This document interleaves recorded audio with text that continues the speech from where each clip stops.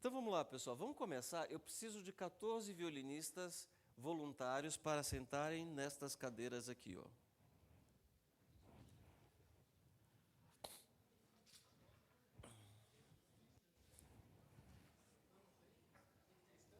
Não, sem estante. A estante vocês vão precisar só para o workshop de sexta-feira. 1, 2, 3, 4, 5, 6. É aqui, é. Pode sentar aqui. Até aqui. Até aqui. Isso. Agora os 4 contrabaixistas, por favor.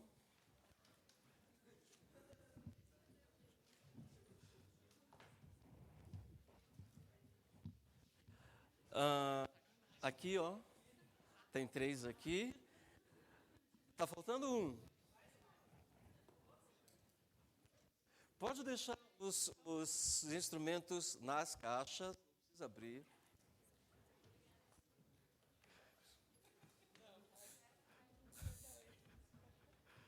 Tá faltando uma pessoa. Agora os 4 contrabaixistas ali atrás, ó.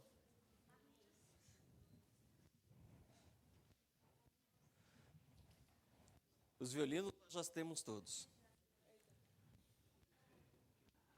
6 violistas.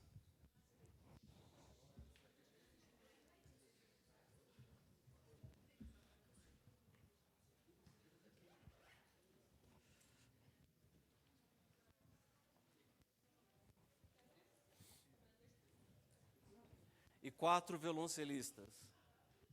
Ainda está faltando um contrabaixista. Os violas aqui, ó.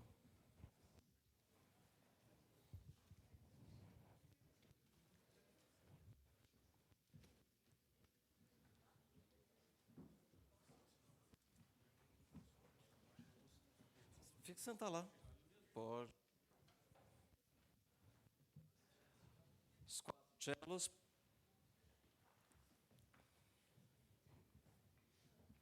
Tem um cello vindo ali, 2 cellos. Está faltando mais 2. Estão faltando mais 2. Aqui, ó, tem mais 2 cadeiras aqui de contrabaixo. Está faltando uma viola.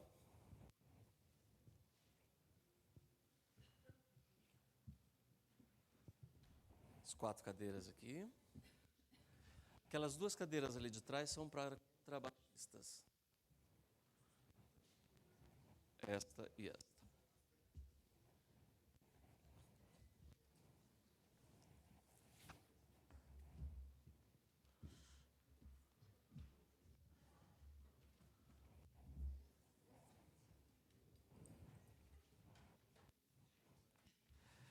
Vocês não querem todo mundo chegar aqui mais para perto, para a gente poder conversar um pouco melhor?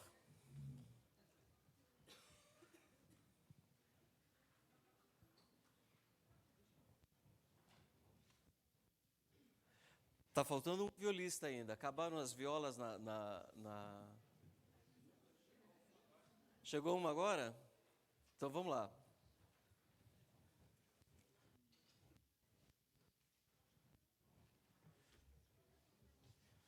Aqui atrás.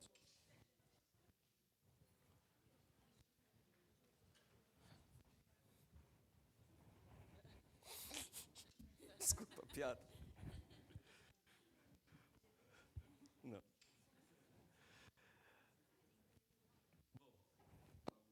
Alô? Agora eu vou pedir o seguinte, que vocês troquem, né? Vocês vão deixar o instrumento de vocês do lado esquerdo da cadeira. Perdão, do lado direito da cadeira. É.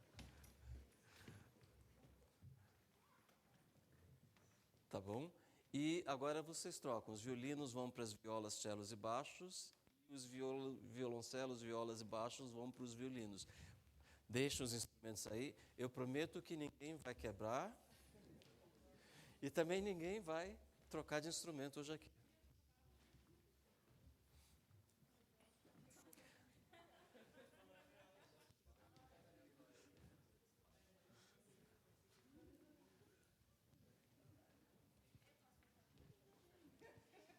Peraí, ali, ó, tem um contrabaixo ali. Eu contei errado? Peraí. Tá aqui, ó, 2 cadeiras. Você toca o quê mesmo? Aqui, ó, violino. Então, faz um favor. É? É? Então, vem lá. Aí você toca cello. Não, você vai ter que voltar para o violino, ó. Porque você já toca violino, né? Tem mais algum cellista? Não, peraí. Tem algum cellista que pudesse emprestar o violoncelo? Tem? Então, peraí. Eu vou arrumar mais uma cadeira. Faz um favor para mim. Você senta aqui. Não, ela. Isso. Peraí, você é violinista também, né? Vocês ficam aqui e eu vou... Aí já está todo mundo sentado, certo? Eu preciso colocar uma cadeira para violoncelo bem aqui. Pronto.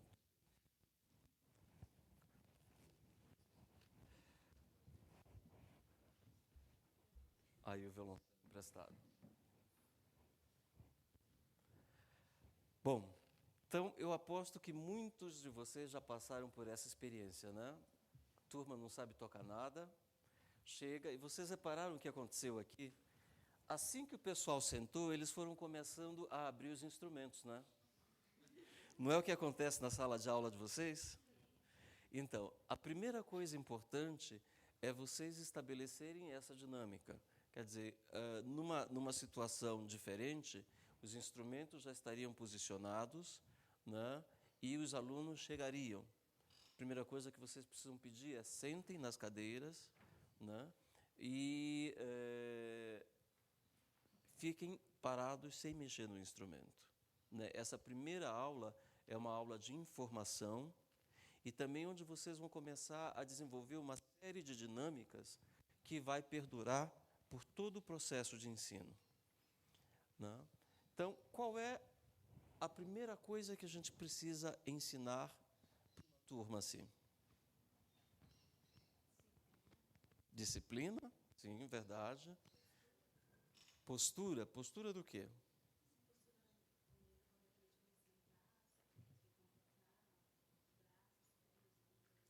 Todo mundo concorda com isso? Sim? Ótimo. A ideia é que a gente consiga desenvolver um método em que tudo que a gente vai fazer precisa ser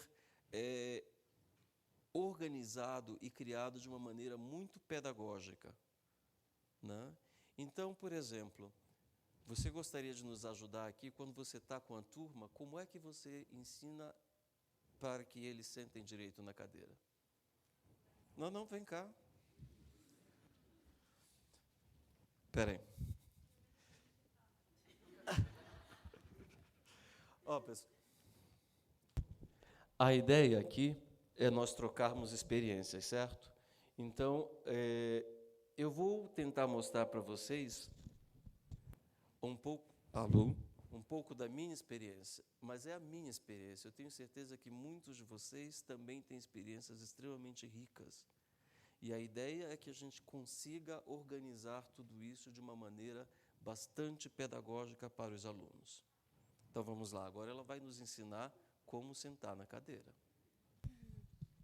Então, eu peço que vocês não sentem com as costas encostadas nos encostadores da cadeira, encosto, e procure sentar com as costas retas, com os pés confortavelmente afastados, que dê um equilíbrio para vocês, e a postura do ombro sempre reta, levantando a lombar, sem torcer para trás e sem ficar muito para frente. Procurar ficar ereto e procurar a posição mais confortável possível para vocês fazerem todo o balançamento do corpo e ficar equilibrado. Acabou? Isso? Acabou. Muito bem. Desculpe, como você chama? Daiane. Daiane. Muito obrigado, Daiane. Espera aí. O que vocês acharam?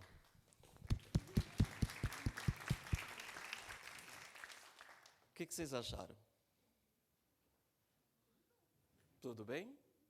Foi claro? É. Para esta faixa etária. Exato, obrigado. Pode sentar lá. Para esta faixa etária. Quando a gente está desenvolvendo nossa técnica de ensinar, é importante que a gente tenha em mente que nós temos algumas tarefas a cumprir, né? E algumas maneiras de explicar aquilo que a gente vai ensinar. Eu costumo pensar de que a gente tem 3 maneiras de ensinar, né? Uma delas é uma explicação verbal, né? Onde eu estabeleço parâmetros muito claros daquilo que eu quero. A outra é a demonstração, né? Onde eu demonstro aquilo que eu quero que seja executado, né?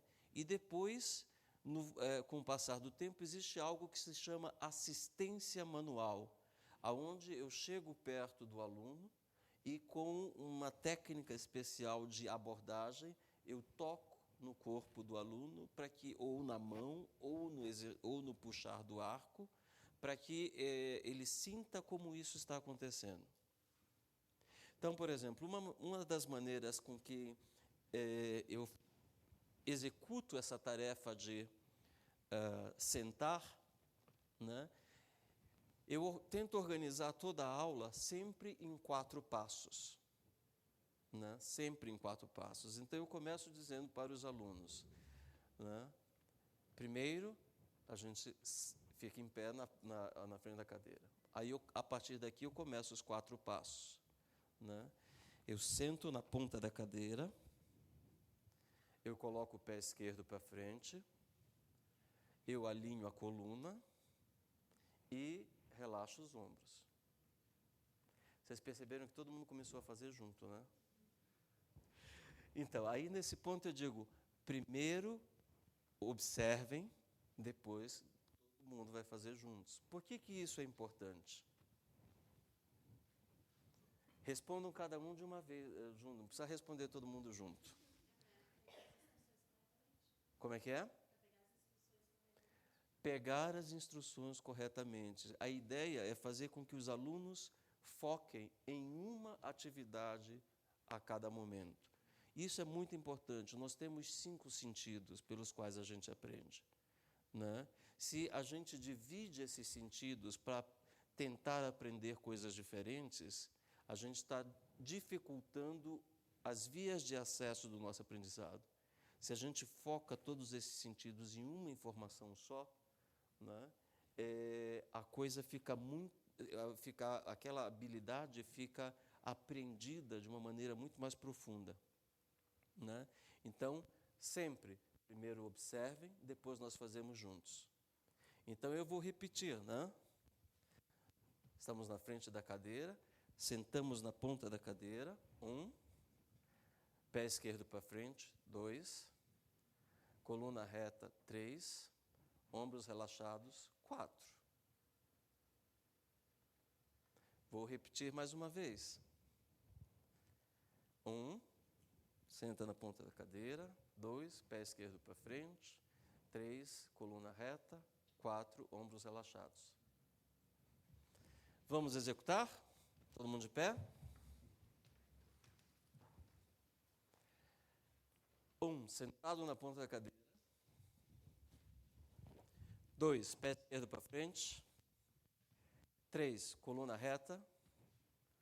4, ombros relaxados. Ótimo. Mais uma vez, todo mundo de pé. 1, 2, 3, 4. Isso. Agora relaxem um pouquinho. O que eu acabei de fazer em termos pedagógicos? Já comecei a dar noção da regência, de pulsação, de compasso, organizei a disciplina da turma, né, porque quando todo mundo está fazendo junto, não tem espaço para o aluno um cutucar o outro com arco, nem nada disso. Né? Não é o que acontece? Primeira coisa, eles sabem os instrumentos. Né? Então, essa é a ideia. O que vocês acham Pé esquerdo para frente, sim, não. Outro dia eu vi um desses vídeos da internet dizendo que essa história de pé esquerdo para frente já está ultrapassada, que não se usa mais isso. O que vocês acham?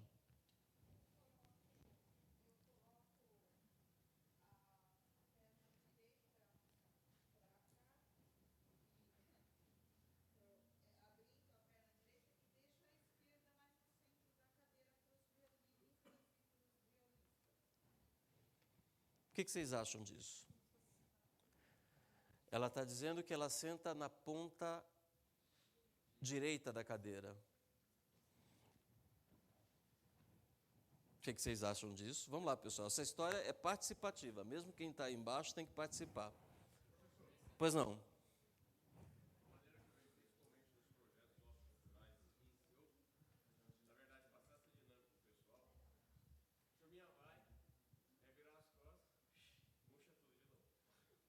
Você vai ver daqui a pouco.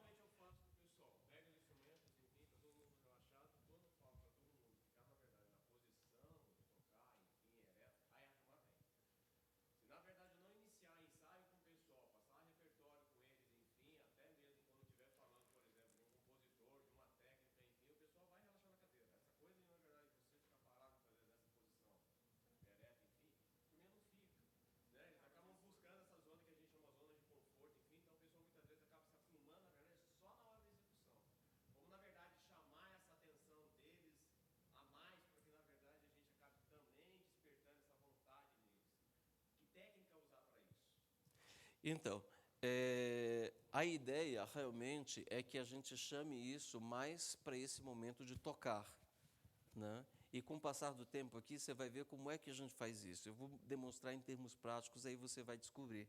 Porque, na verdade, com essa instrução toda, né, a gente já está, quando eles estiverem tocando, quando eu falo coluna reta, automaticamente ele já vem. Ombros relaxados, a gente está começando a criar ordens de comando, a gente está começando a criar impulsos que, quando a gente dá, eles automaticamente realizam, né? Infelizmente, pessoal, essa questão de sentar é algo muito grave, porque você vai assistir as orquestras brasileiras, eu sei que são excelentes, mas a maioria delas, dos nossos músicos, acaba sentando lá para trás. As cadeiras não são confortáveis, são muitas horas de trabalho, mas a ideia aqui é que a gente estabeleça posturas que são menos estressantes para o nosso corpo. E qual que é a postura que é menos estressante? É aquela que está em equilíbrio, porque não existe essa história de relaxamento absoluto. Quando é que a gente está em relaxamento absoluto, pessoal? Não. Quando mesmo? Quando está morto. É o único momento, porque quando a gente está dormindo, o coração está batendo, o pulmão está respirando, também tem tensão aí, né? Então, o relaxamento é na postura de equilíbrio. E onde é que é a postura de equilíbrio? É no centro, né? Por isso, voltando a que a nossa colega falou ali, né, eu perguntei para vocês, ela pede para as pessoas sentarem na ponta direita da cadeira. E eu perguntei o que vocês acham sobre isso. Oi?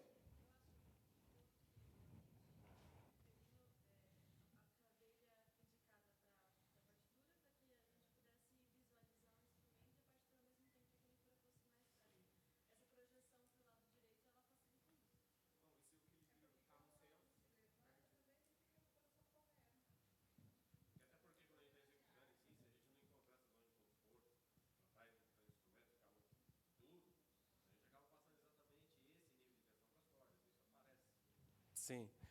Olha, eu vou dizer aquilo que eu acredito, tá? E não necessariamente isso é verdade, né? Como para mim a ideia é sempre buscar o equilíbrio está no centro, né? A mesma coisa acontece aqui, né? Se eu estou no centro da cadeira, eu me sinto mais equilibrado do que sentado aqui, né? Esta postura, em geral, favorece as pessoas muito altas, né? Que aí as pernas se eu sento aqui, tem uma certa dificuldade, que a perna fica aqui em cima, né? Fica mais alto. Então, aqui facilita fazer isso, ó, né?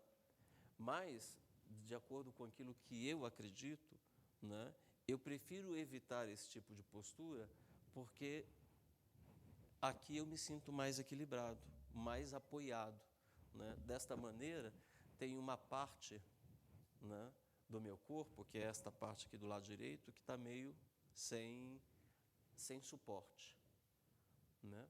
Mas eu havia perguntado sobre pé esquerdo.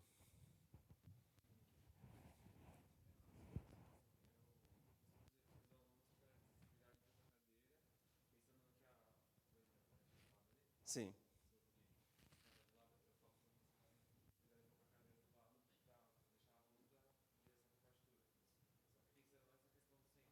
Do centro. É uma outra ideia.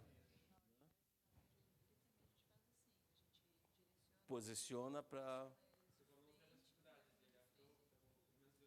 Uhum. Gente, eu fiz uma pergunta sobre pé esquerdo. Eu ainda estou procurando a resposta.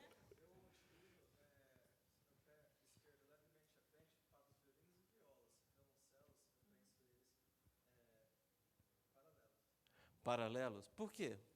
Tem violoncelistas aqui. Você é violoncelista, né? Sim.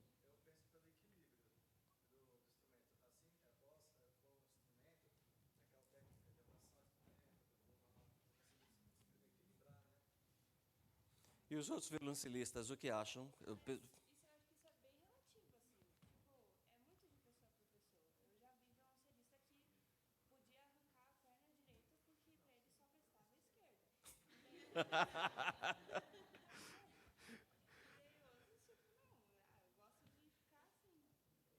ficar assim. Tanto faz, eu gosto de utilizar os dois jeitos. Tem horas que daí começa cansada, eu volto pra cá. Tá.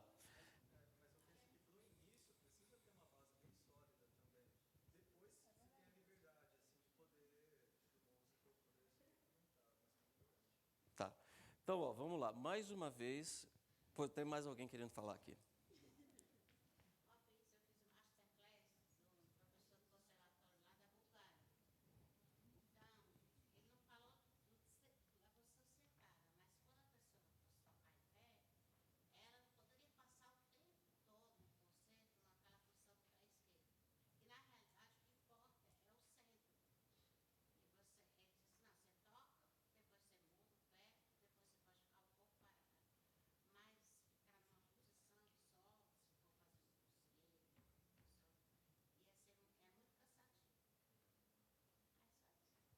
Tá.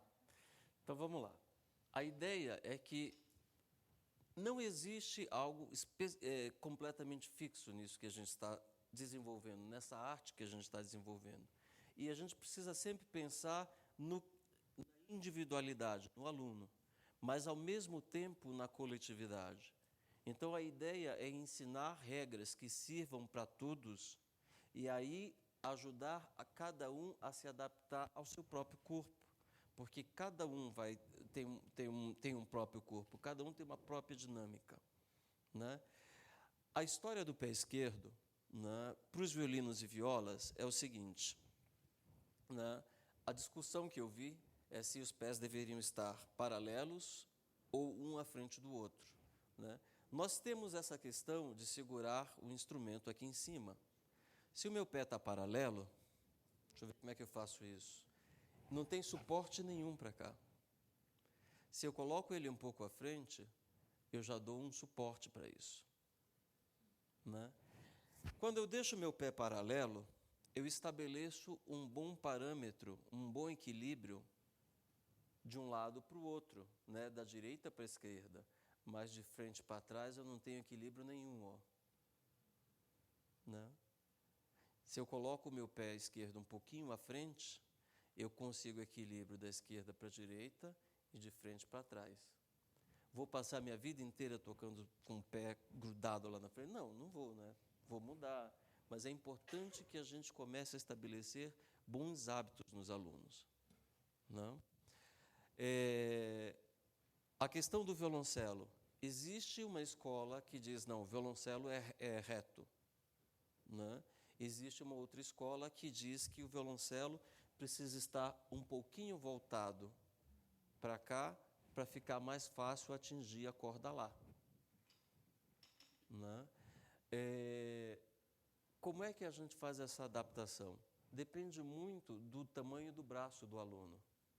Se o braço for bastante comprido, não tem o menor problema ele ficar com os pés paralelos. Mas se for curto, realmente eu tenho que ajudar, né? A mesma coisa com o contrabaixo. A gente falou sobre sentar, mas contrabaixo toca em pé, né? E a postura do contrabaixo é basicamente a mesma, né? Eu estou com os pés parados, eu afasto meus calcanhares, pé esquerdo à direita, à frente, e aí eu posiciono coluna e ombro, né? Por que isso é importante? Quem são os contrabaixistas aqui? Estão todos aqui? Como é que vocês usam a postura do pé para o contrabaixo? Eles são paralelos, são...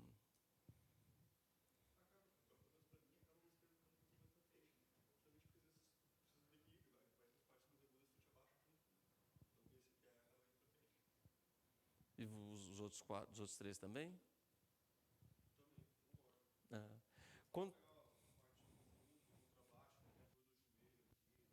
Exatamente, a gente usa para apoiar o fundo do contrabaixo. O contrabaixo, eu acho que é o instrumento que mais sofreu evolução nos últimos 100 anos, né? Mais do que os outros instrumentos, né? Tem técnicas de contrabaixo em que a pessoa segura o contrabaixo assim no pé, ó, levanta o pezinho assim e segura o contrabaixo aqui no pé, né? Vocês conhecem isso, né? Não? Existe uma escola vienense que você segura o contrabaixo com o pé aqui. Funciona para quem é mais baixinho. Não funciona, exatamente. Outra discussão, já que a gente está falando de contrabaixo, é arco alemão ou arco francês. Vocês conhecem a diferença disso, né? De um para o outro. O que vocês pensam? O que é melhor, arco alemão ou arco francês? O certo é o arco francês, está definido. Está definido. Hã? Isso depende do repertório. Contrabaixistas.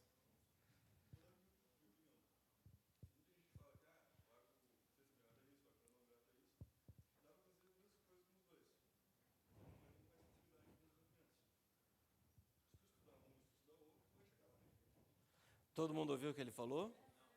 Não, ele disse que dá para chegar à mesma execução tanto com o francês quanto com o alemão. É só uma questão de você estudar. Vocês conhecem Gary Carr, né? Gary Carr é considerado o Paganini do contrabaixo nesses últimos 40 anos? 30 anos, por aí. Né? Mas é o contrabaixista bambambam que tem aí. Já está velhinho, né? E ele deu uma resposta muito interessante sobre isso daí. Qual era o melhor? Ele falou o seguinte, depende do tamanho do braço do instrumentista, né? Quem tem braço longo tem mais facilidade para o alemão, né? Quem tem braço curto, o francês é mais fácil, né? Essa foi a melhor explicação que eu recebi disso daí, né? Porque eu já vi contrabaixistas tocando francês, François Rabat, por exemplo, né, que é um contrabaixista fantástico, toca com arco francês e toca como se fosse um violino aquele contrabaixo. Tiveram a chance de vê-lo pessoalmente? Eu já tive a chance de conversar com ele, né? E outros contrabaixistas fantásticos tocando alemão, né? Pergunta? Bom, oi? Pode, deve?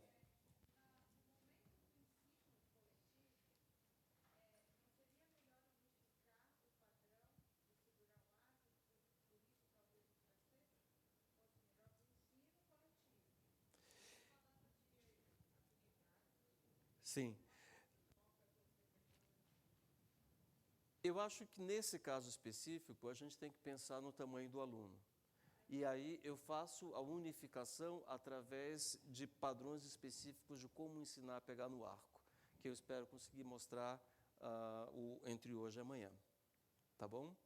Mas então estamos sentados na cadeira, todo mundo já sabe o que fazer, né? Como sentar. Qual é o próximo passo que eu tenho que ensinar para os alunos? Abrir. Postura do instrumento. O que vocês acham? Já estão preparados para pegar o instrumento? Não?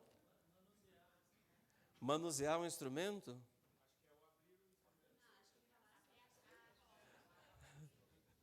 Olha, em geral, eu dou uma série de informações para os alunos antes que eles abram os instrumentos, porque eles nunca tiveram um instrumento desse na mão, não sabem como é que funciona. Então, o próximo passo parece um pouco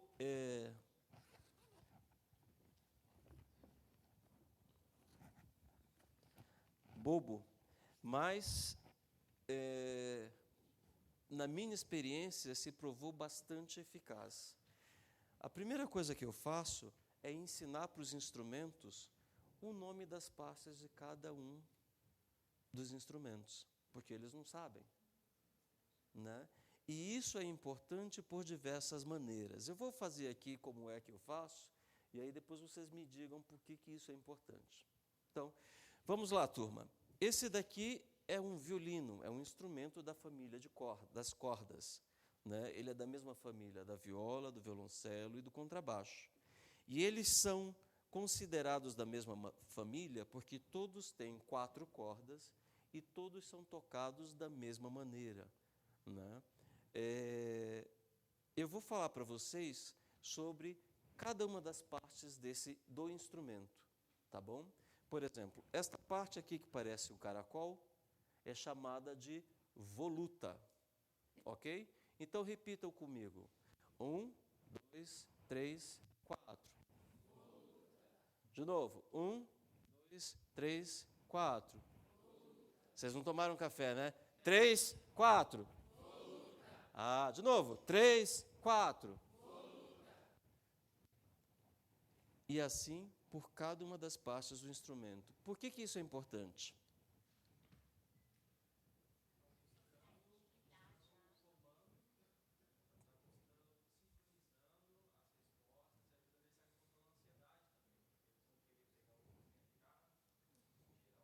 Tem tudo isso.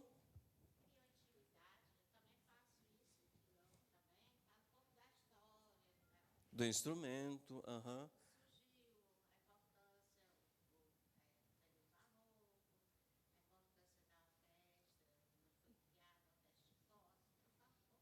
Maravilha.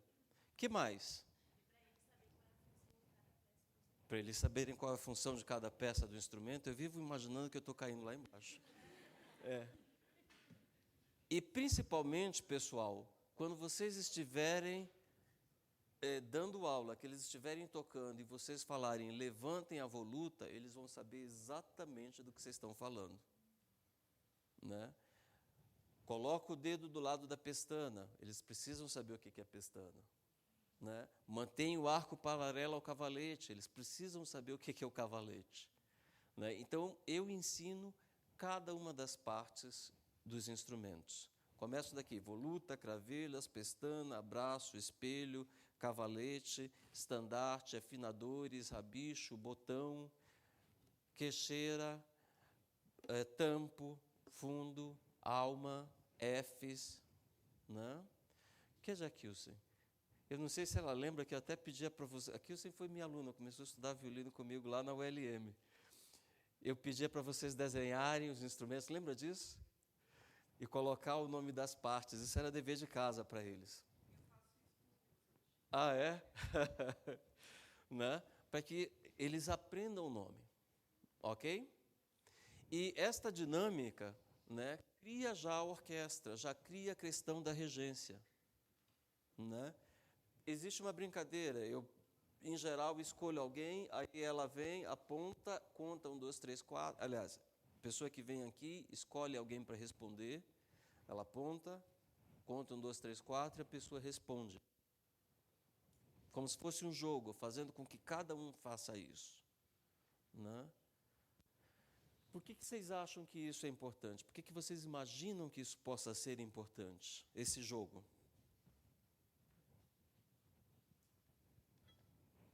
Não respondam todos de uma vez só. Soltar, fazer com que o aluno se solte, aprende a interagir, começa a criar líderes e, principalmente, faz com que a gente repita.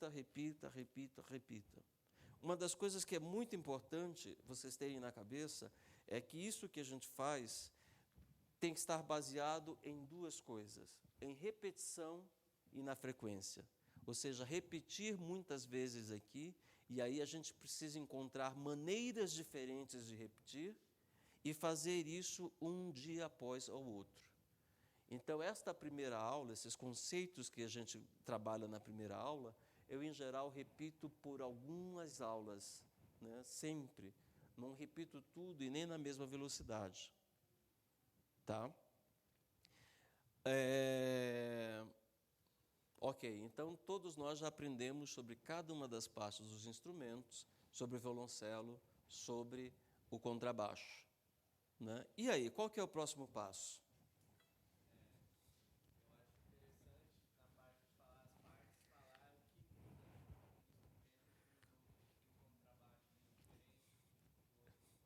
Exatamente. E principalmente pedir para eles que eles não toquem o violoncelo aqui no pescoço, né? Porque senão vai enfiar o espegão aqui no pescoço. Mas a gente fala sobre isso, sim. Então, nós já sabemos, já conhecemos os instrumentos todos. Qual que é o próximo passo?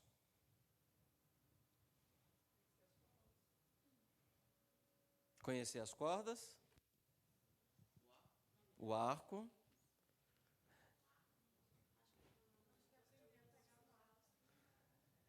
A gente aprende a pegar primeiro no arco ou primeiro no instrumento? O que vocês acham?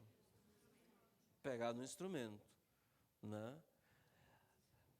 A gente pode ensinar o nome das cordas agora ou esperar para daqui a um pouquinho, né? Mas eu acho que nesse momento já se passaram cerca de 15 minutos, 18 minutos da aula e eles estão muito ansiosos e a gente então precisa aliviar um pouco essa ansiedade ensinando a segurar o instrumento. Então, nesse momento, a gente pede, vocês vão abrir as caixas dos instrumentos e tirar os instrumentos da capa, mas vocês vão deixar o instrumento dentro da caixa, por enquanto, principalmente violinos e violas. Então, por favor, abram as caixas e deixem elas abertas aí do lado de vocês. E os cellos, a gente vai tirar as caixas, vamos deixar as caixas aqui embaixo e eles vão ficar do lado de vocês. Os contrabaixos já estão ali, né?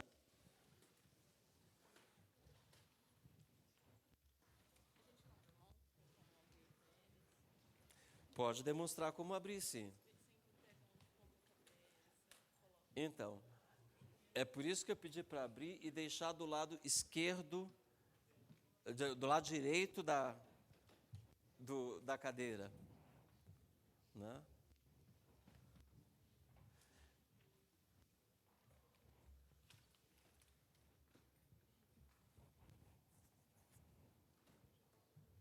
Só o instrumento, tá? Isso, pode deixar aí. Oi?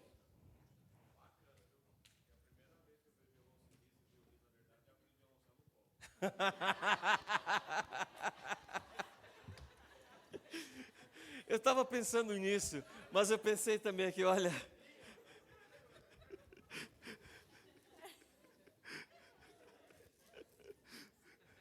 É que aqui em cima está apertado, viu? Aqui em cima está apertado.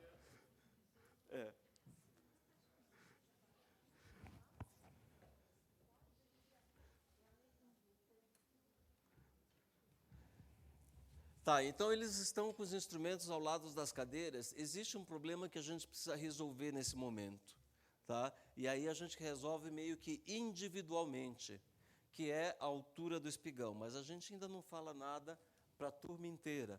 Mas nesse momento, a gente chega nos contrabaixistas. Quem que é o mais alto aqui mesmo? Você? Fica com aquele lá. Vamos trocar só de cadeira. Pode ficar aí. Não. Faz um favor para mim. Senta ali, acho que aquele contrabaixo é menor. E aí, vem para cá.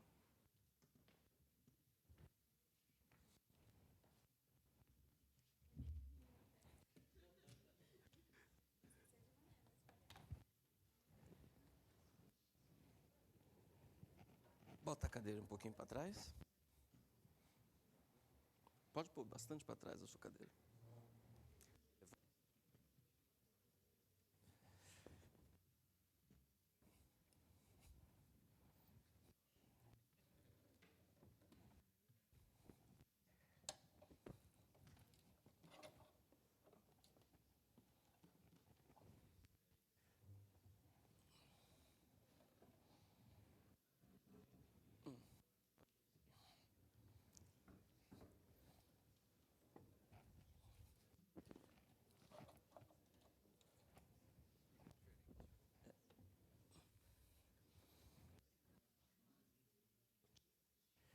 Tamanho do espigão, tá?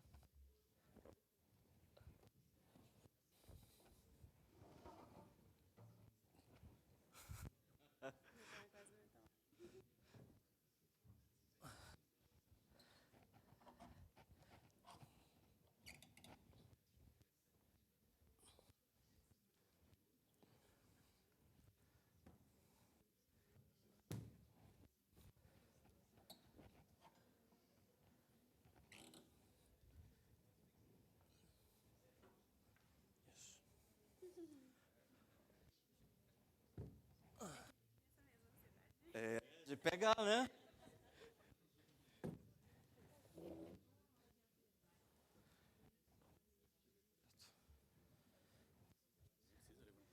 Precisa.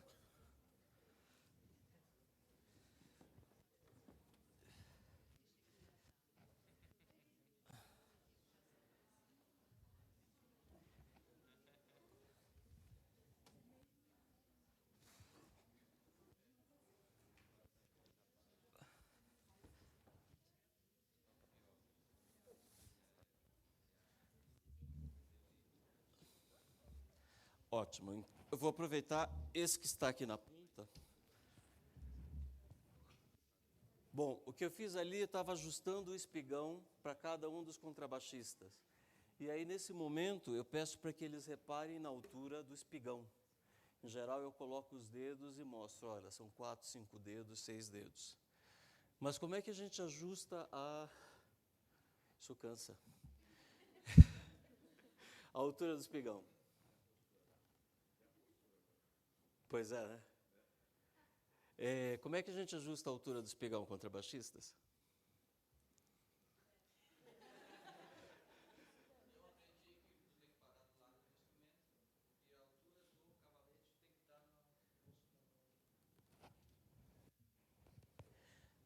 É uma boa opção. Alguma outra? Espera aí, ele disse que uma das opções é você ficar do lado do contrabaixo e a altura do cavalete está na altura da sua mão, ou seja, assim. O outro...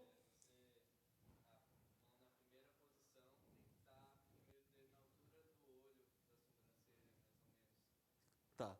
A primeira posição é mais ou menos aqui no contrabaixo, né? Ele está dizendo que tem que estar aqui na altura do olho. Mais alguma?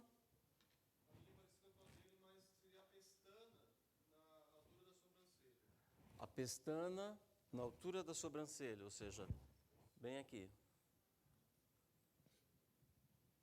Não? Mais alguma? Pois não. Como é que é?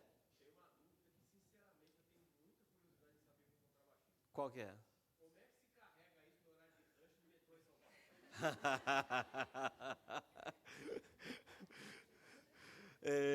É uma boa pergunta.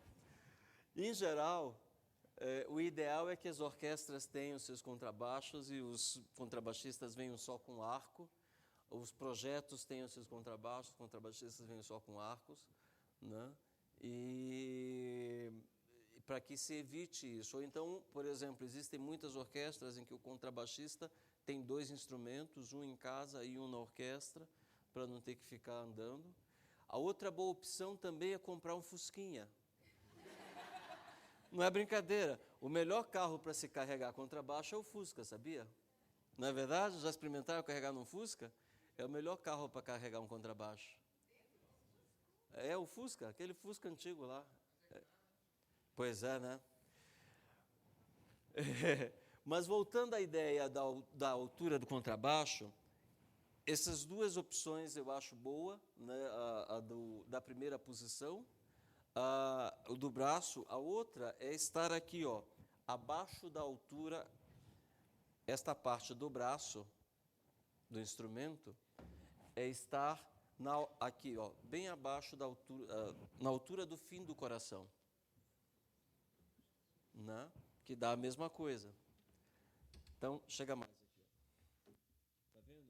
No caso dele, essa altura de espigão tá bom. Tá legal? Então, vamos colocar esse contrabaixo aqui do lado.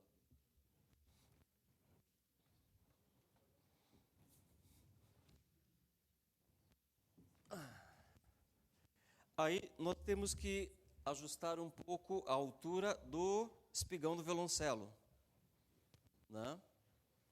Violoncelistas, qual é a ideia aqui? Quem que teve violoncelo aqui? Como é que vocês fazem?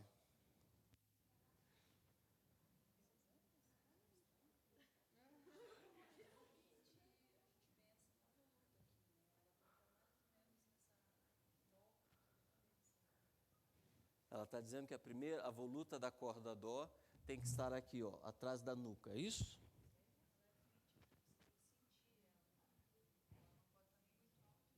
Muito baixo. É isso? Todo mundo concorda?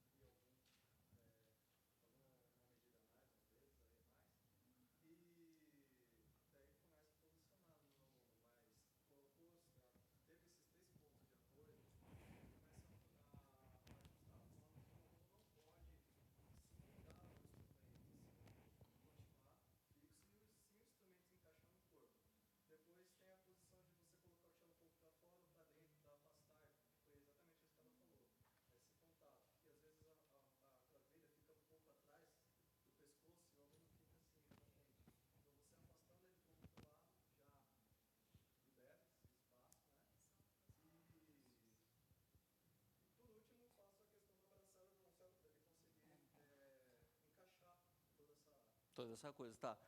Mas, por enquanto, nós estamos pensando no seguinte: como eu, professor, vou ajustar o espigão do violoncelo no aluno, que o aluno ainda não sabe nada disso, né? Então, eu uso a mesma ideia do contrabaixo. Eu vejo mais ou menos a altura do espigão em que isto fique no coração, tá? Oi? Faz assim, ó. Peraí. O aluno ainda não está pegando, né? Eu estou colocando o instrumento no aluno, né? Aí você faz isso.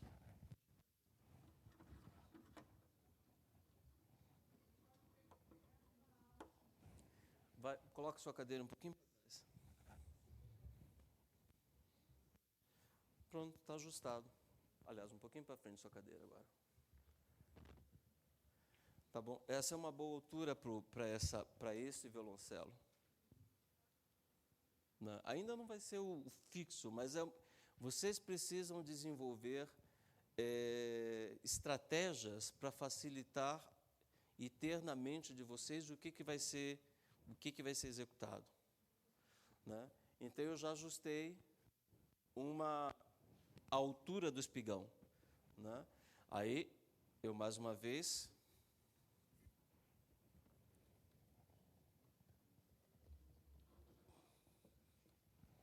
Deixa o instrumento no chão.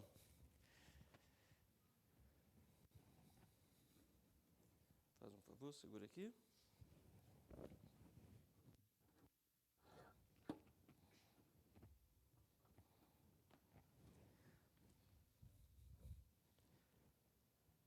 Não, peraí.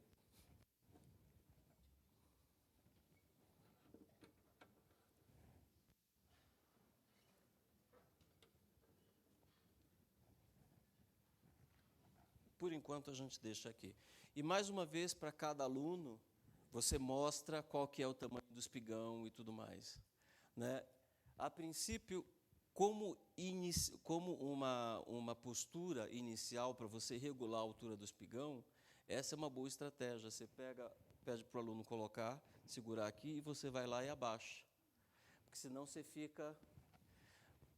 Aumenta, coloca, diminui, passou, né?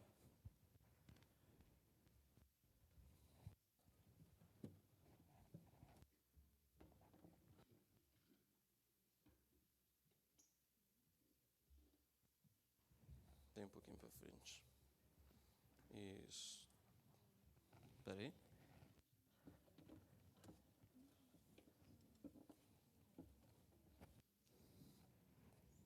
Por enquanto, vamos... Está muito alto? Separa um pouquinho os joelhos.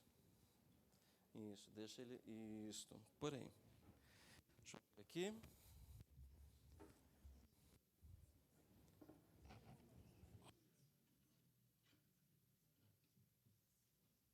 Os joelhos estão separados?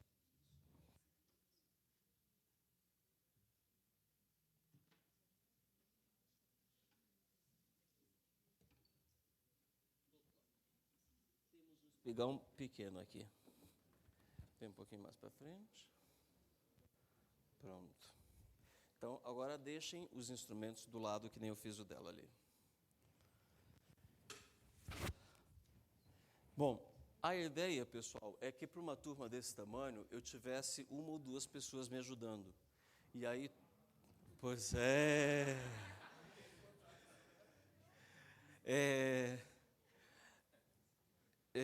porque aí isso ia acontecer de uma maneira muito mais ágil. Ou então, fazer com que os alunos venham um pouco antes do início, né, e você já preparar toda essa questão do instrumento. Tá? Mas, a princípio, os instrumentos estão... Vocês podem desencapar os instrumentos, estou vendo que está tudo bonitinho. Em geral, a gente nunca vai para esses projetos e encontra sacos para guardar de seda, para guardar os instrumentos, né? Flanela para limpar o instrumento, o que mais? Breu, espaleira, isso. Continua. Olha como é um fascínio, né? A primeira coisa que a gente quer fazer é tirar o instrumento da caixa. Continua dentro da caixa. Bom, aí chegou o momento em que a gente vai ensinar a colocar o instrumento no corpo. Como é que vocês fazem?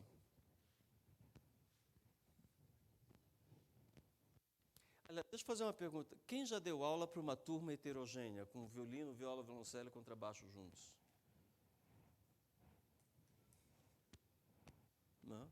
Como é que vocês fazem? Como é que é a experiência de fazer isso?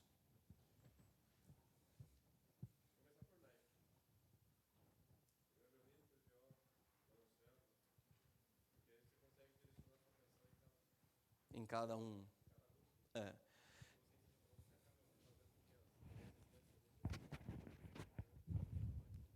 Uhum.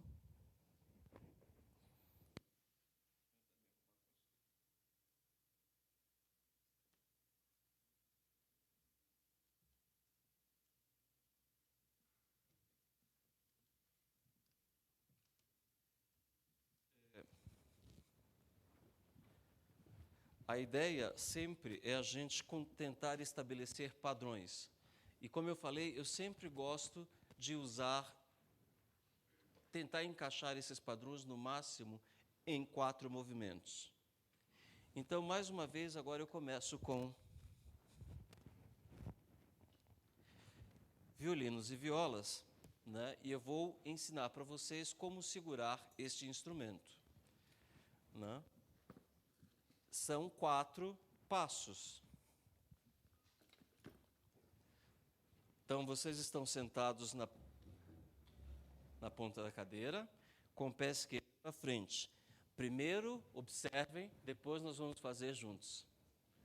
Então, com o pé esquerdo, eu vou segurar o violino aqui do lado do braço, desta maneira, com o espelho voltado para frente.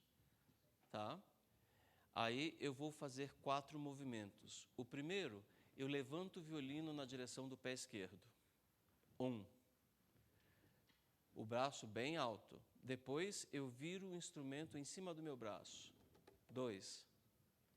Eu escorrego ele para cima do meu ombro. 3. E o 4º movimento, e mais importante, eu coloco o meu nariz na direção da voluta.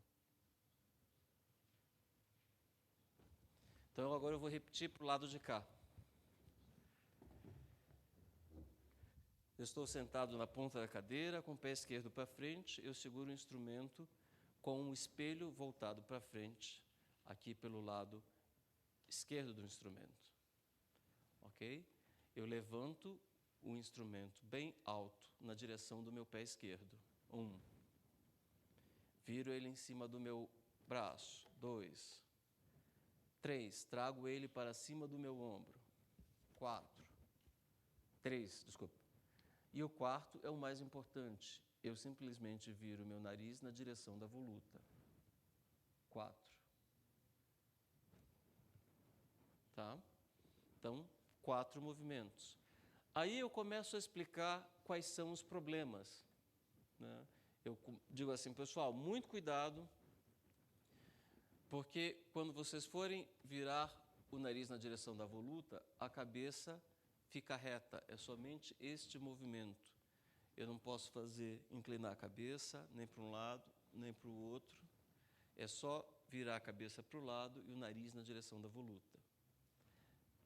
Reparem que o nariz, a voluta e o pé esquerdo estão todos na mesma direção. Tá bom? Esse é um outro passo que a gente já vai ver depois, daqui a pouquinho. Né? Eu estabeleci 4 movimentos e muito claro. Né? Se eu pedir para os violinos agora e violas fazerem isso comigo, vai ser muito fácil. Quer ver? Ó? Vamos lá, pessoal. Peguem os seus instrumentos.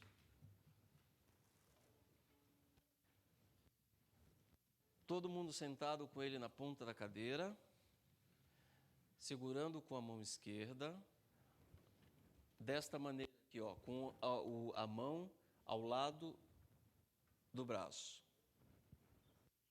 Agora nós vamos fazer 4 movimentos. 1, levanta o instrumento. 2, vira ele em cima do braço, com o braço levantado.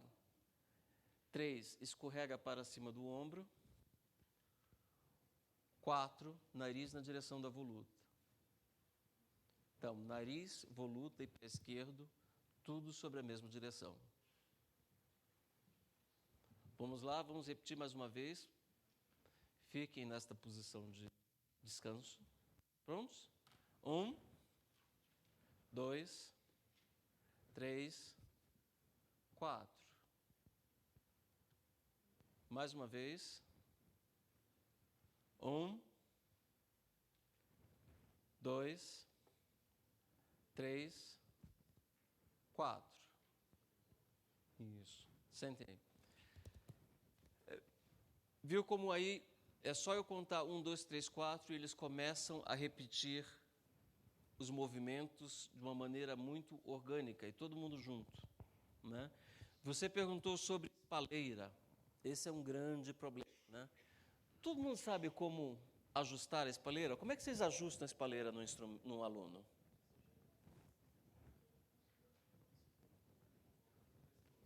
Como é que é? Quer demonstrar? Vê aí. Ele vai demonstrar como se ajustar a espaleira no pescoço de um aluno. Então vamos ver. Você vai pegar aqui um dos alunos de violino. Essa daí. Pronto, você vai ajustar no pescoço dela.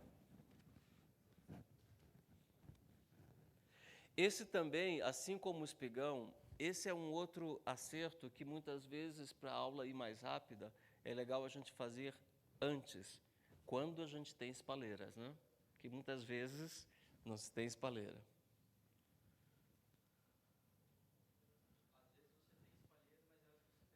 Também não se mexe, é a mesma coisa. Depende de cada pescoço.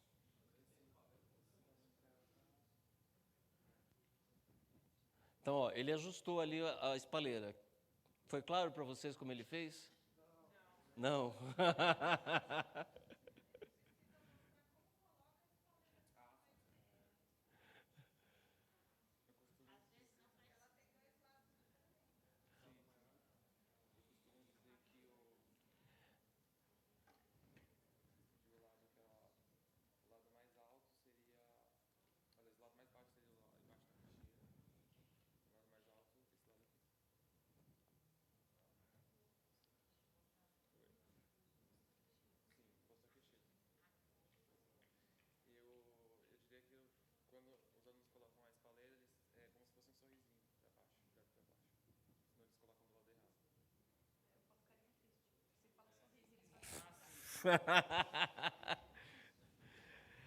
Sim, mas como é que se ajusta? Veja bem, como é que a gente vê quando a espaleira está adequadamente ajustada? A ideia é o seguinte, ó. Em primeiro lugar, a gente precisa ver com clareza qual é o espaço que a espaleira vai preencher, certo? Então, eu em geral faço assim. Eu vou primeiro fazer para o lado de cá, depois a gente vira e faz para o lado de cá. Eu peço que o aluno fique de frente para mim, ok? E falo para ele, não se mexe. Pode deixar que eu ajudo você. Então, eu pego e coloco, ó, tá vendo? Eles sempre tentam fazer isso, né? Pode deixar, eu coloco o instrumento aqui. Aí eu tenho uma visão de qual é o espaço que precisa ser preenchido, né? Só olhando daqui, desculpe, pé esquerdo para frente, ombro para frente, aí eu coloco aqui, ó. Aí eu já vejo qual que é o espaço que eu preciso preencher, né?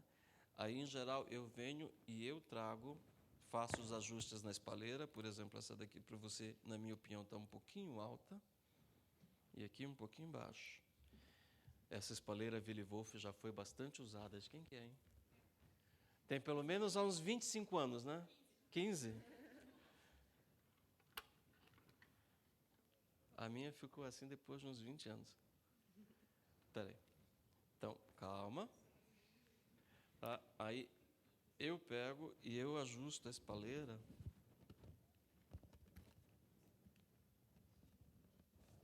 Peraí.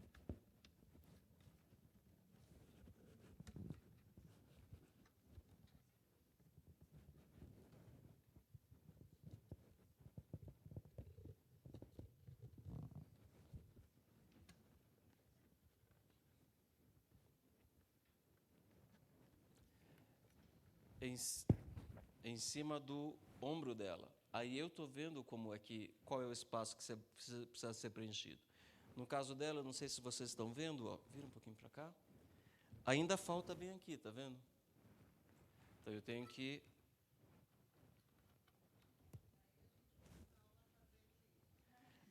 Quase. É por isso que eu falei, existem alguns movimentos em que você precisa fazer isso fora da aula. Em geral, eu não ajusto espaleira nessa primeira aula. Tá? Quando tem espaleira, né? Mais uma vez.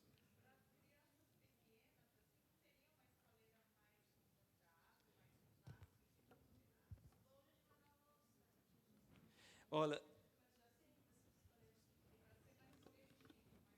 Uhum. Eu, em geral, sempre sugiro usar a Willy Wolf.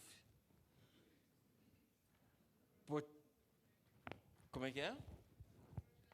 Quando os projetos conseguem. Quando não conseguem, eu prefiro usar a esponjinha mesmo, viu? É. Tem um problema também quando vários alunos usam o mesmo espalheiro. Tá. Então, aí eu preciso mostrar para o aluno como é que a espalheira fica posicionada. Então, olha, a parte mais larga para frente, a parte mais fina para cima, desculpa, a parte mais larga para cima, a parte mais fina para baixo. Aqui são 2 dedos, coloca o seu dedo aqui, ó. Aqui são 2 dedos e aqui são 4 dedos. Não? Então, em geral, mais uma vez, eu não ajusto espalheira nessa primeira aula, porque senão vai a aula inteira. Né? Violoncelos.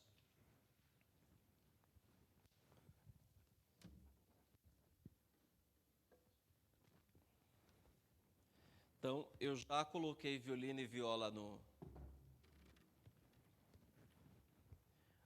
já ensinei a segurar o violino e a viola, né? Aí, para o violoncelo, eu também faço os 4 movimentos, né? Ou 4 instruções. Né? Eu digo, primeiro você coloca o violoncelo na sua frente. Isso é 1. 2, você traz, não está ajustado para mim, você traz o braço para a altura do seu coração. 2. Né? 3, eu checo se a cravelha está atrás da minha orelha. 3. 4, eu relaxo os ombros. Então, também são 4 movimentos. 1, 2, 3, 4. 4 instruções, que nem os violinos. Tá? E o contrabaixo, onde ele está posicionado?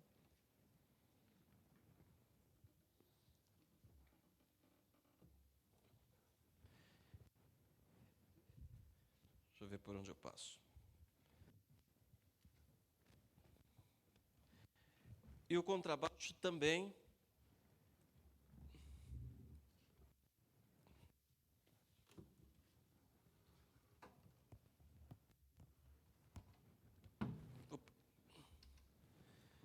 são 4 movimentos, né? Eles estão com o pé esquerdo para frente, né? Eu peço em geral para que eles coloquem o contrabaixo com o braço esticado a essa altura. Então, isso é 1.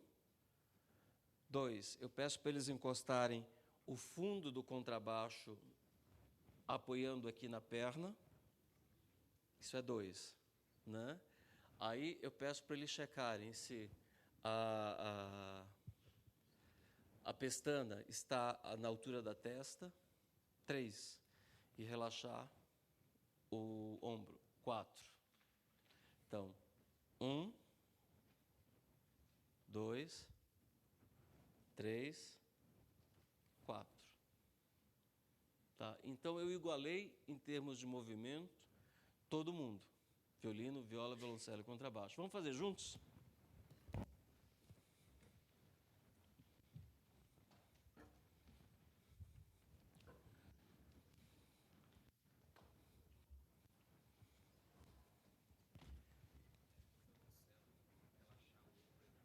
É o último. É a 4ª instrução.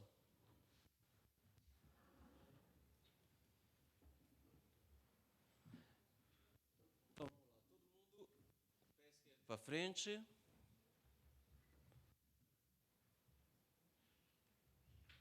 Pronto? Precisa de ajuda aí? Não? Então, vamos lá. 1, 2, 3, 4.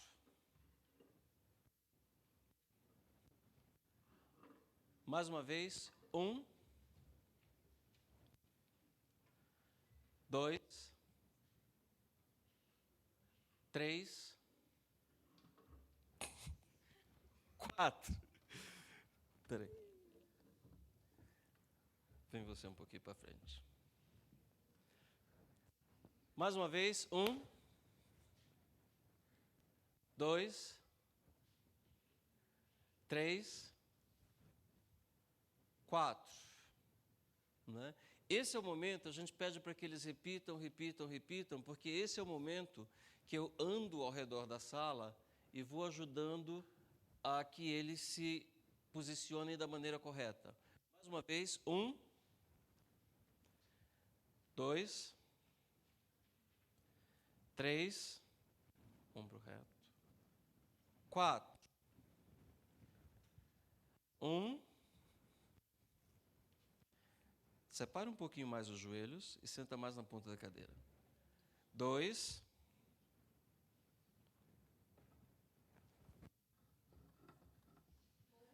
3, 4, 1, 2,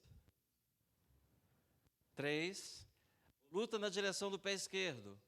4, nariz na direção do voluto. 1, 2, 3, 4, voluta na direção do pé esquerdo. Mais uma vez, 1, 2, 3, 4, na costa do instrumento. Mais uma vez, 1, 2, 3,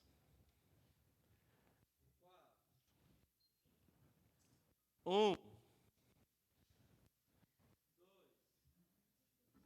na costa dos... Isso. 3, 4, 1, 2, 3, 4, 1, 2, 3, 4. Ok, vou parar agora. Mas é importante que se repita bastante isso. Por quê?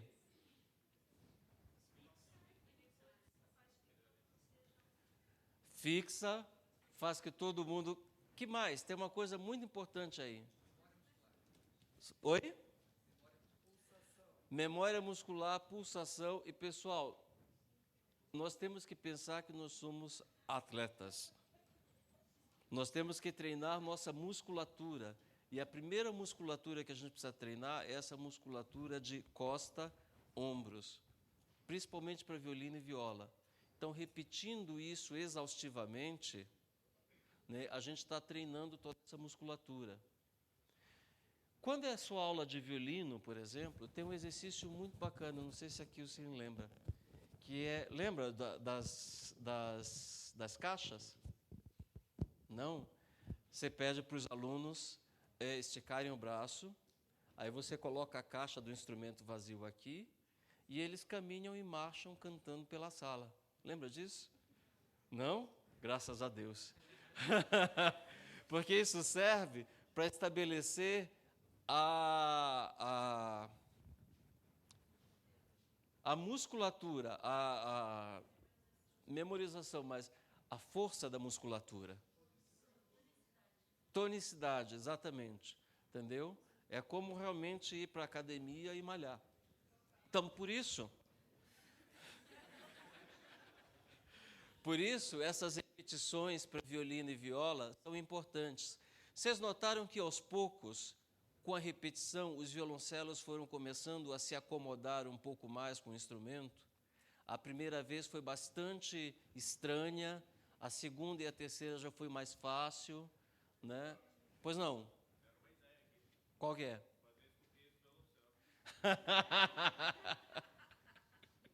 Olha, às vezes o case de violoncelo pode ser mais leve do que o de violino. Tem uns de violino que são muito pesados, né? Que horas são, pessoal? Eu estou sem relógio aqui, mas... 10, que horas que é o nosso intervalo? 10h30. Então, eu ensinei a postura do instrumento, né? Aí eu peço para que eles coloquem os instrumentos na caixa e também os violoncelos ao contrabaixo ao lado da cadeira e sentem mais uma vez.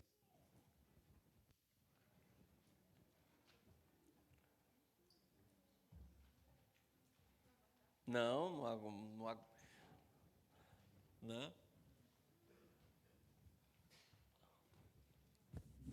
É o Lourenço que está ali. Aí, nós já sabemos sobre como pegar o instrumento. A próxima coisa que eu ensino, o próximo ponto que eu ensino é sobre as cordas, né? Aí eu começo a falar sobre cada uma das cordas. Pessoal, eu vou mostrar para vocês as cordas de cada um desses instrumentos. E eu não sei se vocês perceberam, mas eles têm tamanhos diferentes, né?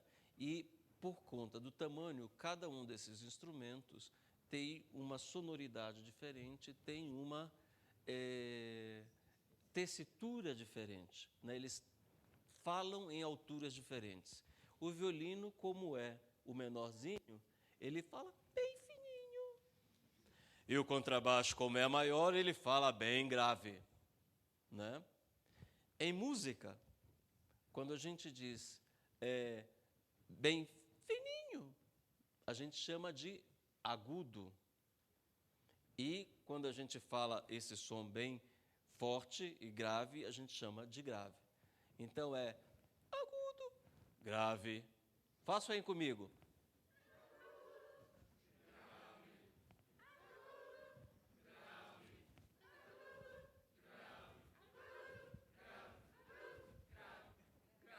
Ah, estava todo mundo esperto aqui. Essa turma é boa, viu?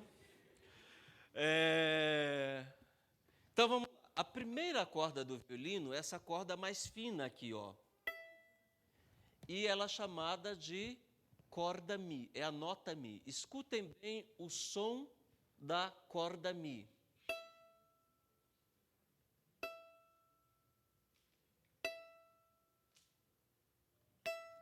Três, 4. Não precisa cantar, é só falar o nome da nota. 3, 4. 3, 4. Isso acontece com turma. Vocês perceberam que nesse ponto, quando vocês falarem 3, 4, eles vão estar respondendo alguma coisa para vocês. Invariavelmente, o treinamento já foi, né? A segunda corda é a corda Lá. Escutem o som da corda Lá.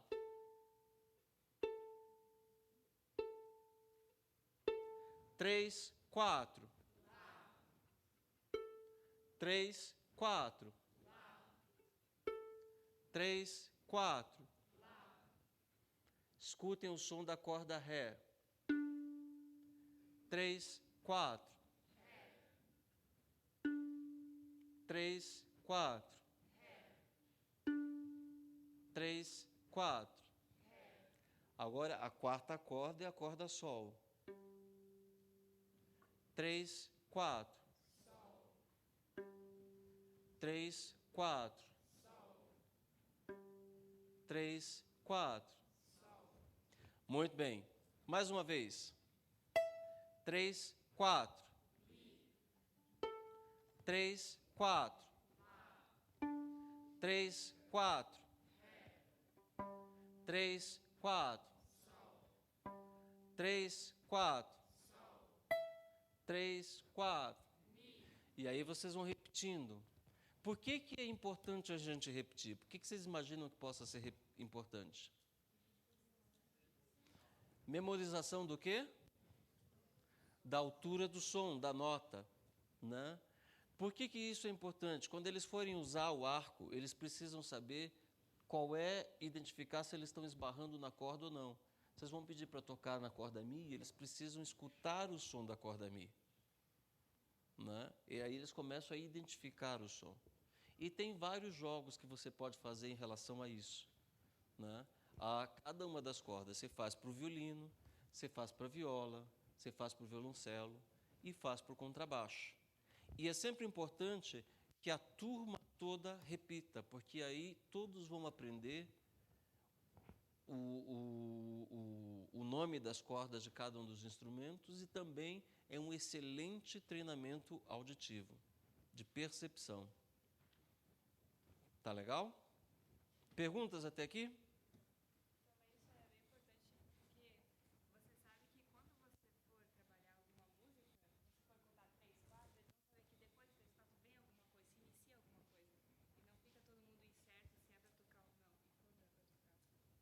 Também. Isso cria uma... Oi? Você faz com todos os instrumentos. Faz com o violino, faz com a viola, faz com o violoncelo e faz com o contrabaixo. com todo mundo. Tá? Eu não vou fazer aqui só para a gente economizar tempo.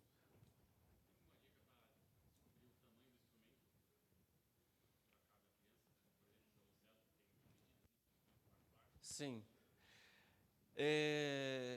Em geral, para o violino, por exemplo, né, quando você está medindo, você estica o braço da criança. Se ela consegue se pegar e o cotovelo está um pouquinho baixo, né, é porque está no tamanho certo. Se ficar assim, está no tamanho errado. E se ficar se ficar assim, né, está muito pequeno, né? Para o violoncelo, vai mais ou menos por faixa etária, né? Mas a partir dos seus 12, 13 anos, né, eles já estão usando instrumentos 3/4, né? Depende da altura, né? Entre 3/4, né? Tem gente que usa 7/8, mas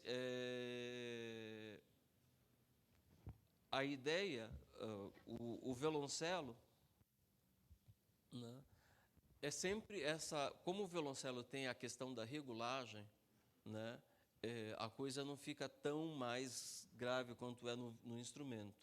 É mais essa questão do poder estar confortável ao abraçar o instrumento. Contrabaixos, evitem de comprar. Se vocês forem fazer um projeto com música, que vocês têm que comprar os instrumentos, nunca comprem contrabaixos 4/4, tá? Comprar 3/4, comprar meio. Aluno de, em geral, 9 anos usa um contrabaixo 1/8, não, que é um contrabaixinho bem pequeno. Oi?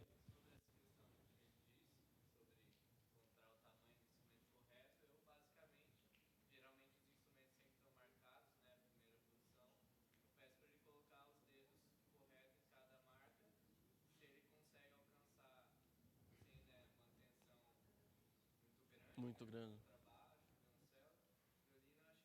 O que ele está dizendo é que, basicamente, para o contrabaixo, esta distância aqui, no instrumento, precisa ser a distância de um tom. Um tom, né? De Mi para um Fá sustenido, por exemplo. Um tom. Né? Pois não? Posso? Vamos lá. Pegue os instrumentos aí, por favor. Perdão. Antes de vocês... Perdão. Minha culpa. Aqui a gente está parando, está discutindo, está falando. Se fosse numa aula comum, em geral ela leva cerca de 1h30, 1h40. Né? Aí não tem todas essas explicações e toda a conversa. Pois não? Alguém perguntou alguma coisa? Falou? A viola, basicamente, também segue esse mesmo padrão, né, do braço. Com criança, eu não passo de viola 38, né, porque só a partir daí, 39, você já precisa estar num tamanho adulto para poder usar. Né, mas vamos dizer assim, se eu sei que eu vou trabalhar com crianças até 12 anos, né, eu não compro violas maiores do que 38. Aí eu compro algumas 3/4. Né, e, em geral, fica entre esse tamanho 3/4 de viola e o número 38. Pois não?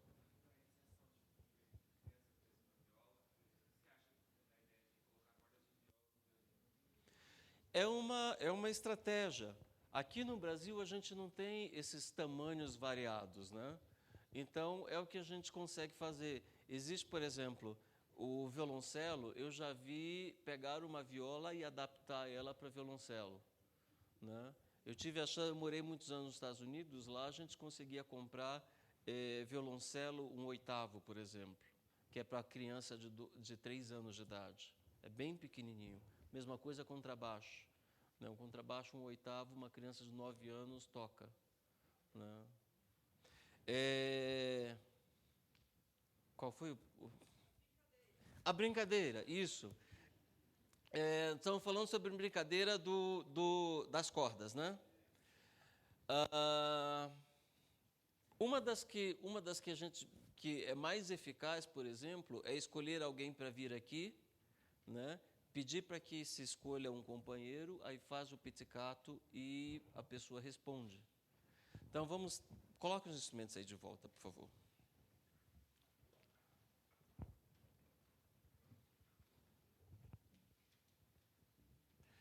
Então vamos lá. Desculpe, qual é o seu nome mesmo? Raíssa. Então vem cá, Raíssa. Você vai escolher um dos seus colegas para responder qual é a nota aqui do instrumento, da corda do instrumento. Quem vai responder? Eu vou escolher ele que tá com o meu violino. Ele que está com o seu violino. Você. Então, peraí. Você esconde, né? Porque você quer ver se eles realmente testaram.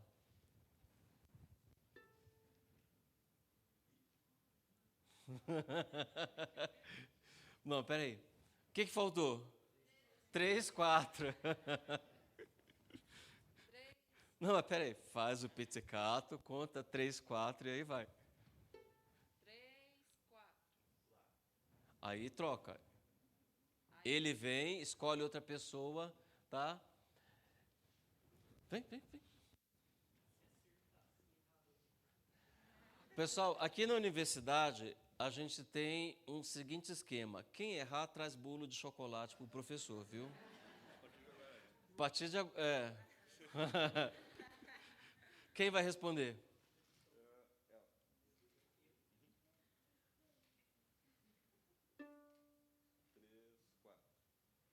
Isso.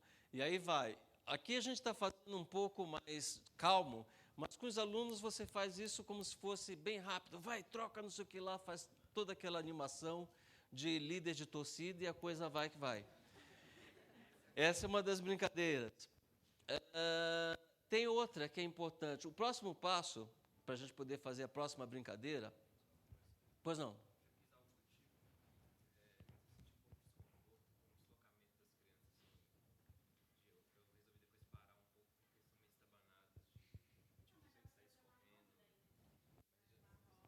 Dá para fazer uma roda, né?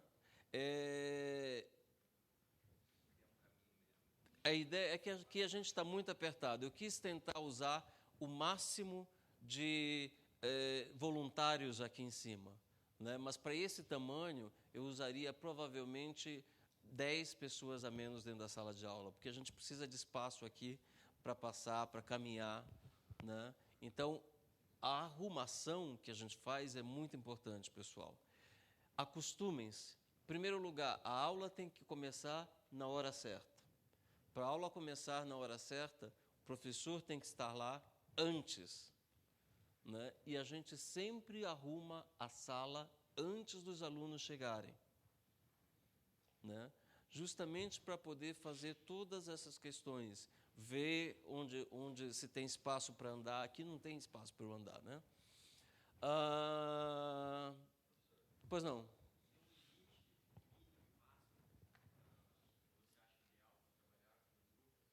Eu uso para contrabaixo 2 metros quadrados para cada instrumento. Para violino, eu uso 1,20 m quadrado. Então, aí eu calculo o tamanho da sala através disso. Isso. De ter um ajudante, a ideia de poder andar através da sala é justamente isso, porque eu vou conduzindo, eu consigo conduzir minha aula desde aqui. Pessoal, vamos sentar todo mundo direito, vai lá. 1, 2, 3, 4. Eu não preciso estar lá na frente para conduzir a aula, entendeu? Pode descansar, desculpa, pode relaxar. Eu não preciso estar aqui na frente para conduzir a aula, mas eu preciso ter espaço para andar. Não? Pois não.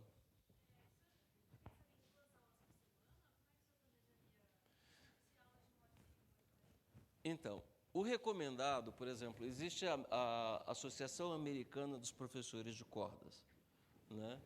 E lá o que eles costumam fazer é pelo menos entre 4 e 5 horas de aula por semana, né?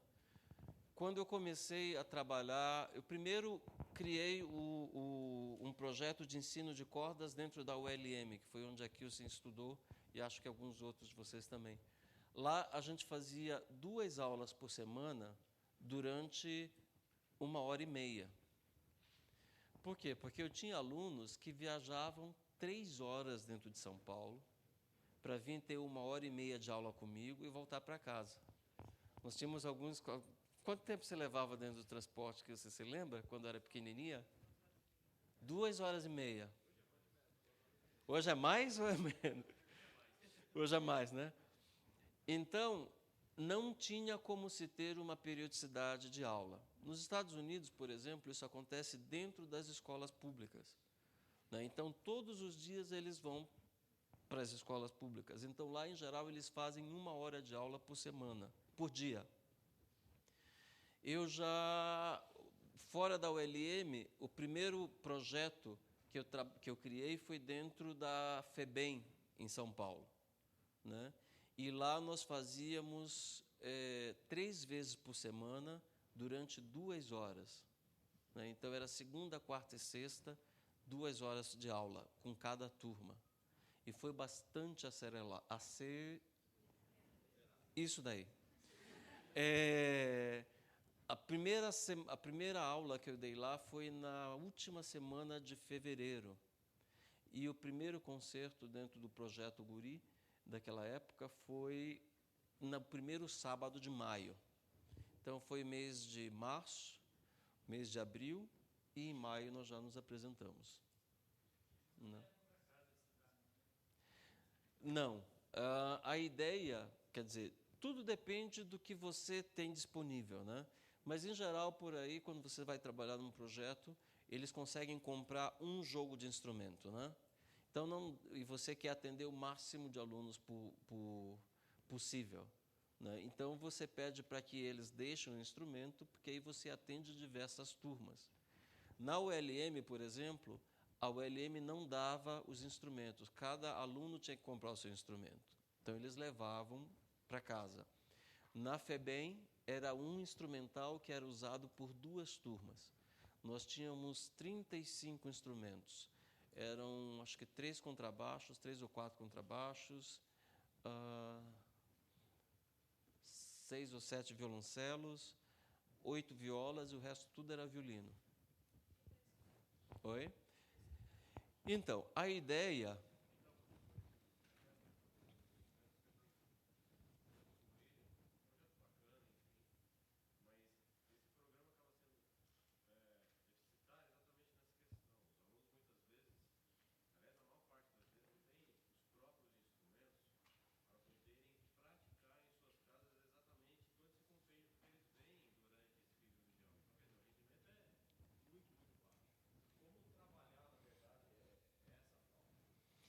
Bom, deixa eu falar uma coisa aqui primeiro.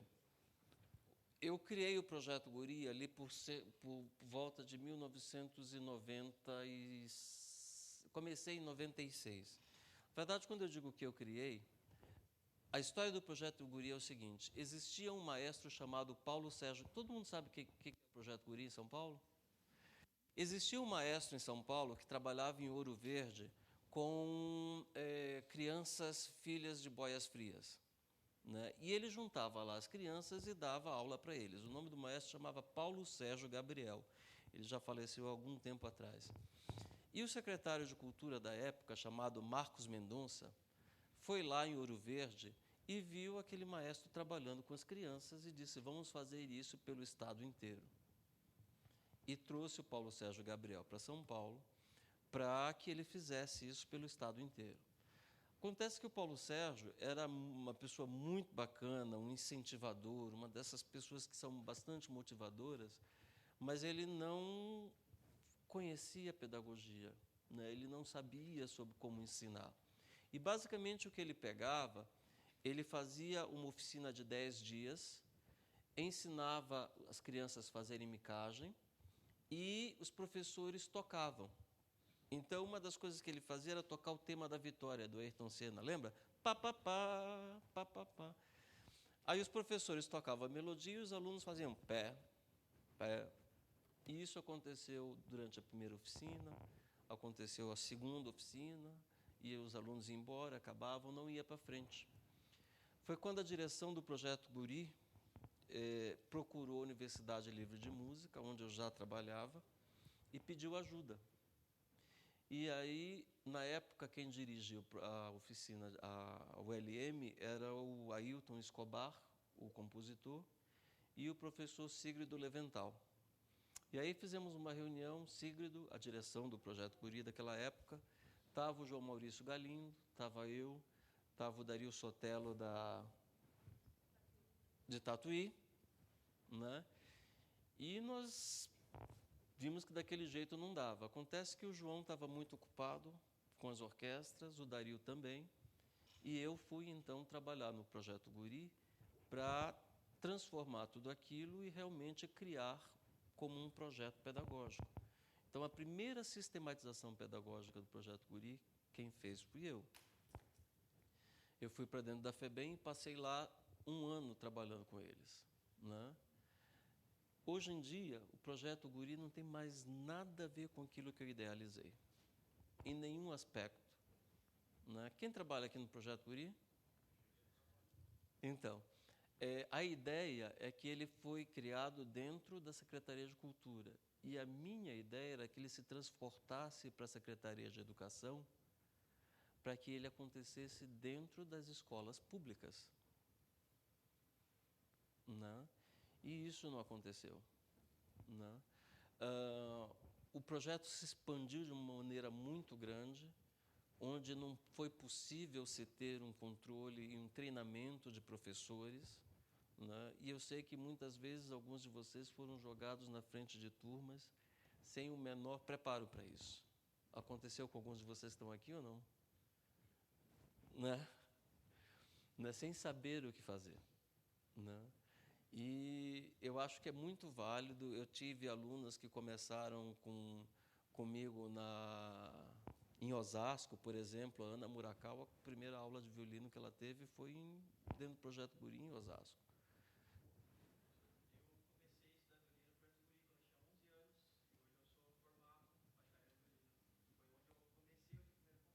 Pois é. Então, eu acho que para esse papel de ajudar as pessoas a iniciar, mas a ideia era que isso realmente se tornasse uma fábrica de bons instrumentistas, não apenas ocasionalmente, mas realmente que fosse. E não acontece dessa maneira por uma série de situações, né?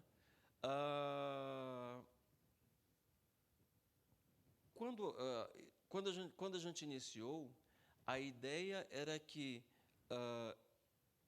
o Estado ia fornecer os primeiros instrumentos, mas que depois a gente conseguisse fazer um projeto de incentivo para que cada um comprasse.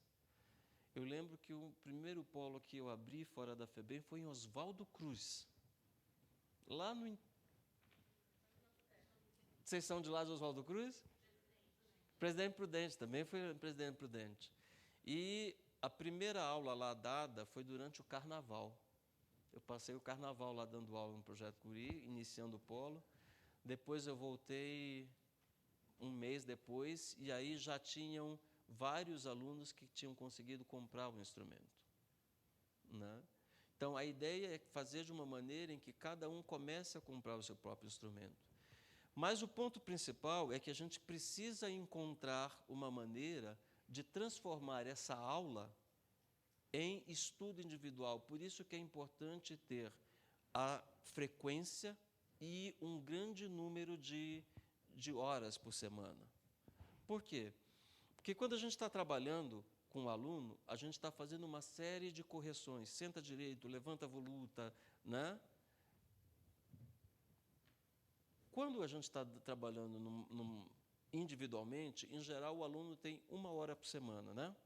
Aí ele vai para casa, e o aluno iniciante, a gente reza para que ele consiga fazer tudo aquilo que a gente falou durante a aula. 99% do tempo isso não acontece, né? Então, em primeiro lugar, se a gente tem sorte, ele estuda todo dia, ele ou ela estuda todo dia. Se a gente tem mais sorte ainda, eles vão estudar da maneira correta, né? Fazendo coletivamente, com frequência, a gente garante que eles estudem, que eles pratiquem e que essa prática seja feita da maneira correta. Por isso é que a aula precisa ser entendida como instrução, prática e treinamento. Por isso a repetição é importante. Eu, em geral, peço que os primeiros 6 meses o aluno não estude em casa, mesmo que tenha um instrumento. Depois dos primeiros 6 meses, eu exijo que ele estude todos os dias. Não? Não, 1h30 ou 2 horas direto. Não?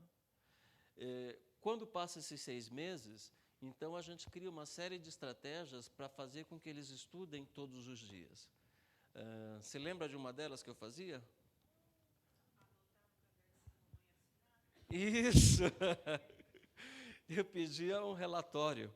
Então, todo dia eles tinham que pegar o instrumento para estudar, aí eles anotavam 10 horas da manhã, lição número 5. 10h20 da manhã, lição número 6. E aí, quando acabava de estudar, tinha que levar para a mãe assinar e comprovar que realmente estudou. Né? Esse é um hábito que eu tento fazer até hoje com os alunos adiantados aqui da universidade. Infelizmente, eles são mais relapsos do que as crianças eram naquela época. Eles mesmo, aí a desgraça. Então, essa questão do estudo é muito importante que a gente entenda que dentro de um ensino coletivo, o estudo acontece dentro da sala de aula. É importante lembrar que é um processo de iniciação. Não deve passar de 2 anos. Né? Na ULM, por exemplo, os alunos tinham 4 semestres. Né? E eles tinham uma chance de repetir o semestre. Quem repetia e não conseguia passar, então tinha que dar a vaga para um próximo aluno. Né? Então, em geral, no primeiro semestre ninguém era reprovado. A partir do segundo começavam. Né? Quem ficava reprovado no segundo, repetia o segundo mais uma vez, e se ficasse reprovado de novo, sairia das aulas. Porque a gente tinha uma demanda muito grande dentro da ULM. A gente abria a vaga e assim aparecia 100 alunos para uma vaga. Né? Respondida a pergunta?